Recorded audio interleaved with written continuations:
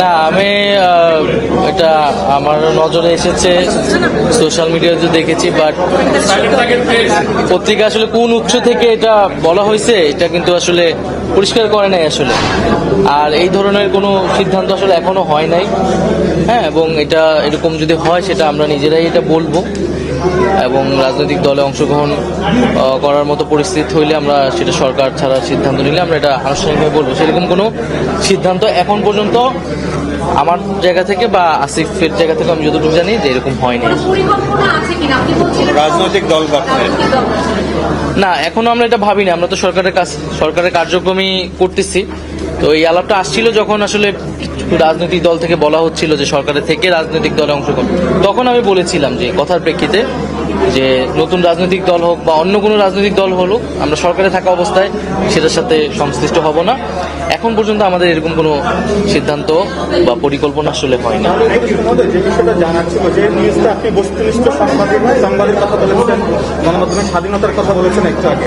বস্তুনিষ্ঠ সংবাদ এবং সবকিছু মিলিয়ে আজকে যে পত্রিকায় যে নিউজটা আসছে তাহলে কি এটা ভুল তথ্য ছিল কিনা? আমি মনে করি যে উৎসটা তারা পরিষ্কার করেনি, সেক্ষেত্রে আরেকটু দায়িত্বশীল ভাবে এটা প্রচার করা উচিত ছিল, বা তাদের কাছে এরকম এটাকে তো খুবই গুরুত্বপূর্ণ একটি সংবাদ আসলে। তো সেক্ষেত্রে তাদের উৎসটা বলা উচিত ছিল। আমাদের জায়গা থেকে তো এরকম হয়নি আসলে।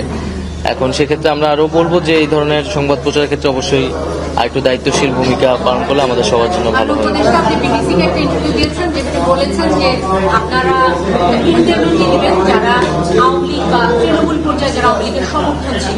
কিন্তু দল হিসেবে নানা সময় এই ক্যাবিনেটের অনেক উপদেষ্টাই যেটা বলবার চেষ্টা করেছে যে ফ্যাসিস্টদের আর ফ্যাসিজমের কোনো সুযোগ নেই, বা আওয়ামী লীগের আর রাজনীতিতে ফিরার কিছু নেই। তাহলে দল হিসেবে কেন নিষিদ্ধ হচ্ছে না?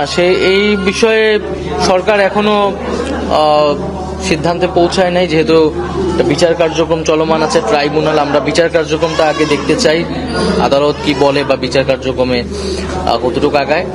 আর রাজনৈতিক দলগুলোর সাথে আলোচনার বিষয় আছে, কারণ এটি একই সাথে এটি কেবল আইনগত সিদ্ধান্ত না, একটা রাজনৈতিক সিদ্ধান্ত। তবে ব্যক্তিগত জায়গা থেকে আমি বা ছাত্রদের পক্ষ থেকে ছাত্ররা বলেছে যে আমরা মনে করি যে আওয়ামী লীগ 15 বছর যে ফ্যাসিজম করেছে, জুলাই যে ধরনের গণহত্যা সংঘটিত হয়েছে, তারপরে আওয়ামী লীগের রাজনীতি করার আসলে অধিকার নাই। আওয়ামী লীগ নামে, আওয়ামী লীগ ব্যানারে আসলে রাজনীতি করার সুযোগ বাংলাদেশে থাকা উচিত না বলে আমরা মনে করি। সেটার আইনগত প্রক্রিয়া কি হবে, রাজনৈতিক প্রক্রিয়া কি হবে, সেটা হয়তো আমাদের আলোচনা করে বের করতে হবে। আবার পাশাপাশি এটাও আমরা বলেছি যে আমরা কিন্তু কোনো প্রতিহিংসা হয়ে আমরা রাজনৈতিক প্রতিহিংসা শুরু করতে চাই না। আমরা রিকনসিলিয়েশনও চাই, আমরা জাস্টিসও চাই।